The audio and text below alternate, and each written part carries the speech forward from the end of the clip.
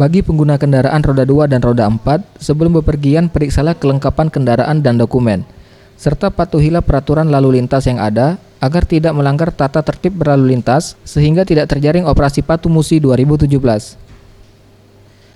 Operasi Patuh yang digelar di depan gedung Samsat Polda Sumsel ini menyasar para pengendara yang tidak melengkapi kendaraannya dengan dokumen yang sah dan pelanggar lalu lintas.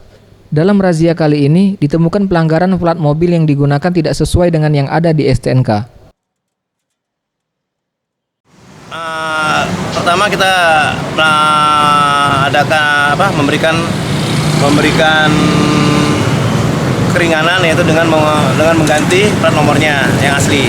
Dan apabila tidak ada, paksa melakukan tindakan penilangan. Itu memang tidak dibolehkan kemudian ya, menggunakan plat? Itu memang tidak dibolehkan sama sekali.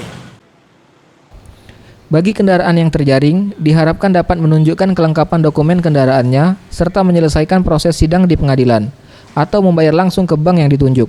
Tim Liputan, Sriwijaya TV.